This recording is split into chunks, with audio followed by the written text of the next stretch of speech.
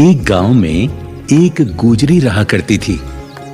वो श्याम प्रभु की परम भक्त थी। श्याम प्रभु की कृपा से उसका विवाह बलवीर नामक एक गुजर से हो गया। दोनों पति पत्नी खेती किसानी करके अपना जीवन यापन किया करते थे।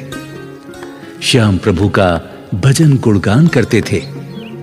वो हर साल फागुन के मेले में पैदल यात्रा करके खाटू धाम जाकर श्याम प्रभु को निशान चढ़ाते थे। लड्डू, चूरमा और माखन मिश्री का भोग लगाकर वरदान मांगते थे। हे श्याम प्रभु, आप तो अंतर्यामी हैं, मेरे मन की बात जानते हैं। मैं निसंतान हूं, आप मेरे घर में एक फूल खिला दें। बड़ी कृपा होगी भगवान, बड़ी कृपा होगी। एक बार जब दोनों पति पत्नी खाटू धाम से अपने गांव वापस आए तो अचानक पति बीमार हो गया। गुजरी बेचारी बहुत गरीब थी। वो उसका ठीक से इलाज भी नहीं करा पा रही थी। वो श्याम प्रभु से अर्जी लगाती थी। हे श्याम प्रभु, मेरे पति को शीघ्र ही स्वस्थ कर दो। इनके सिवा मेरा इस गांव में कोई सहारा नहीं है। लेकिन गुजरी को क्या पता कि उसके पति की आयु विधाता ने इतनी ही लिखी है। चारपाई पर पड़ा हुआ वो अपनी पत्नी से बोला,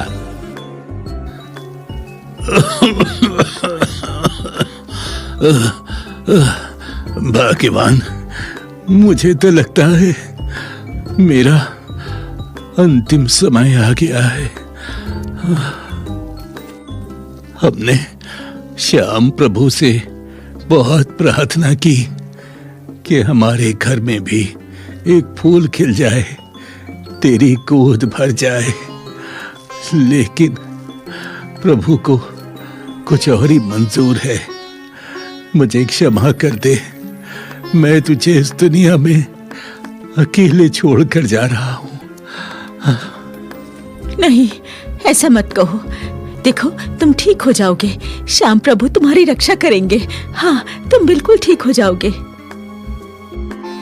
परंतु विधाता को वो मंजूर नहीं था। गुजर की मृत्यु हो जाती है। अब गुजरी अकेली रह जाती है। परंतु फागुन में श्याम प्रभु के दर्शन के लिए वो हर साल पैदल खाटू धाम जाती रही। एक बार जब वो खाटू धाम जा रही थी तो उसे बियाबान जंगल में एक नन्हा सा बालक रोता हुआ मिला।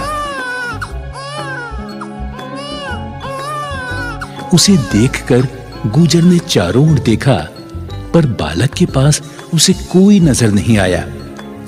गुजरी ने सोचा, ये मेरी श्याम प्रभु की ही इच्छा है। जो इतना सुंदर बच्चा मुझे मिला है, मैं इसका पालन पोषण करूंगी। गुजरी ने उस बालक को श्याम प्रभु का वरदान समझकर उठा लिया और उस बालक को लेकर अपने गांव चली आई। जब गांव आई तो लोग पूछने लगे कि ये बालक तुम्हें कहां से मिला? तो गुजरी बोली, ये मेरे श्याम प्रभु का ही आशीर्वाद है। ये बालक मुझे खाटू धाम के रास्ते में मिला है। मैं इसे श्याम प्रभु का वरदान समझकर लाई हूँ। अब ये मेरा बालक है, मैं इसका पालन पोषण करूंगी। हाँ, इस बेचारी का तो कोई सहारा ही नहीं। श्याम बाबा ने शायद इसीलिए इसको ये बालक दिया है।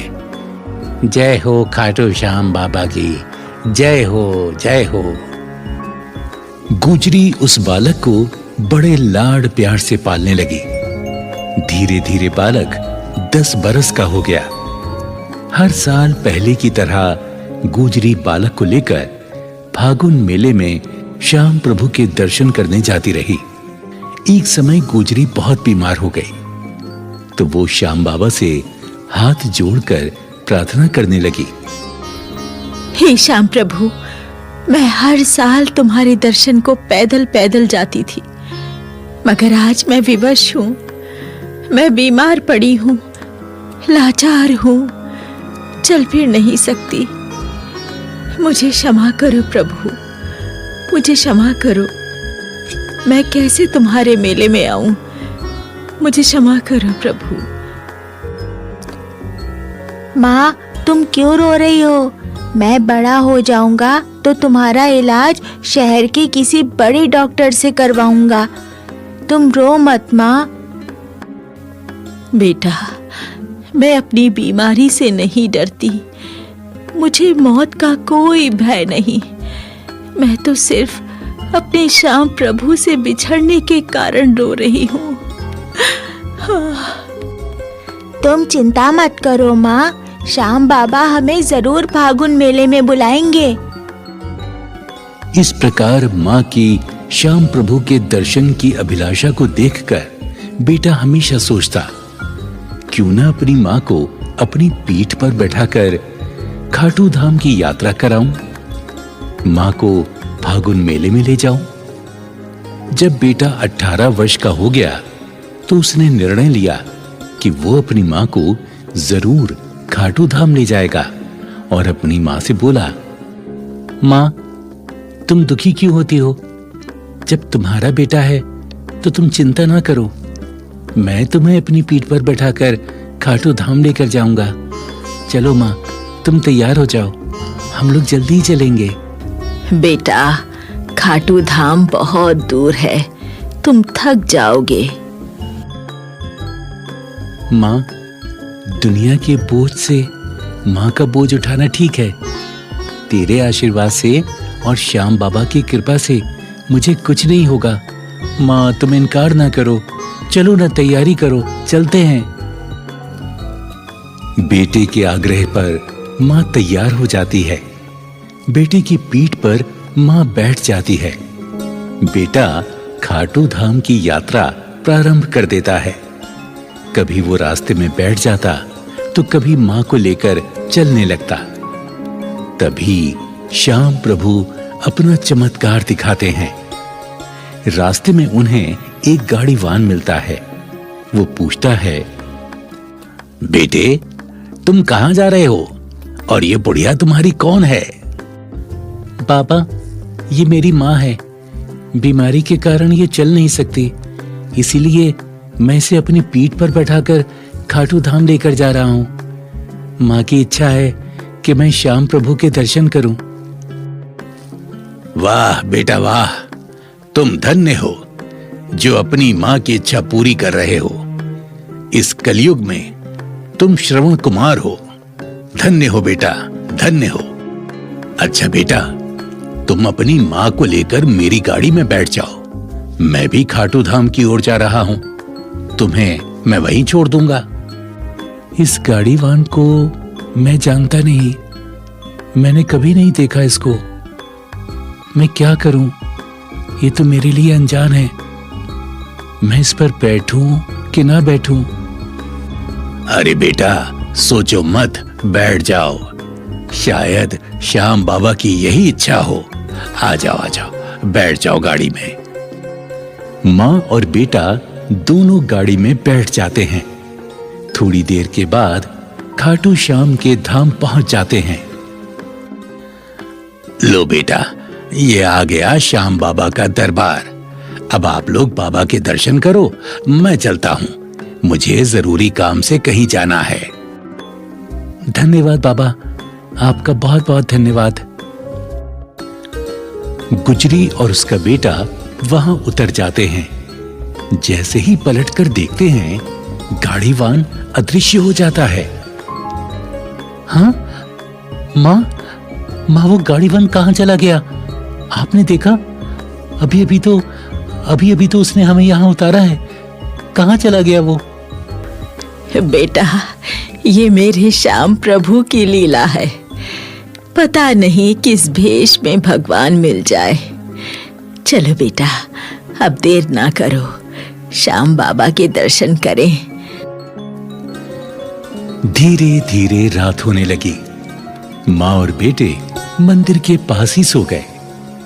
तभी श्याम प्रभु गुजरी के सपने में उसे दर्शन देते हैं और कहते हैं, हे देवी, तुमने कहा था कि आप मेरी सहायता क्यों नहीं करते। तो हे देवी सुनो, जब तुम्हारा बेटा तुम्हें मेरी यात्रा करा रहा था, तब वो गाड़ीवान मैं ही तो था। तुम जैसे भक्तों की रक्षा मैं सदैव करता हूं। भक्तों की पुकार सुनकर मैं कभी घोड़े पे सवार तो कभी गाड़ीवान बनकर उनकी सहायता करता हूं। इसलिए देवी, मैं भक्तों के साथ सदैव रहता हूं। इतना कहकर श्याम प्रभु अदृश्य हो जाते हैं। अगली सुबह जब गुजरी नींद से जागी तो श्याम प्रभु के सम्मुख हाथ जोड़कर क्षमा मांगने लगी। हे प्रभु, मैंने जाने अनजाने में जो भी आपके लिए गलती की हो तो मुझे नादान अज्ञान समझकर क्षमा करें। हे श्याम प्रभु, यदि मुझसे प्रसन्न है तो मेरी ये विनती भी स्वीकार करें। हे नाथ, मैं आपसे कभी बिछड़ना नहीं चाहती, इसलिए मुझे हमेशा हमेशा के लिए अपने चरणों में ही स्थान दे दीजिए, ताकि सदा सदा आपके चरणों में ही वास करूं, मैं आपकी सेवा करूं, आपकी सेवा से कभी दूर ना रहूं।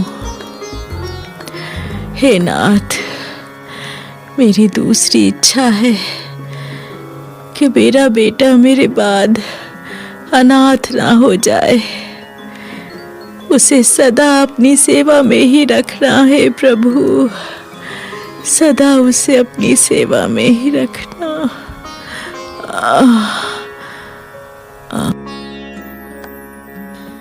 इस प्रकार गुजरी ने श्याम बाबा से अरदास की। गुजरी जैसे ही विनती करके मंदिर के आंगन में आई, उसे बड़ी जोर का चक्कर आया और वो वहीं गिर गई। मां को देखकर बेटा घबरा गया।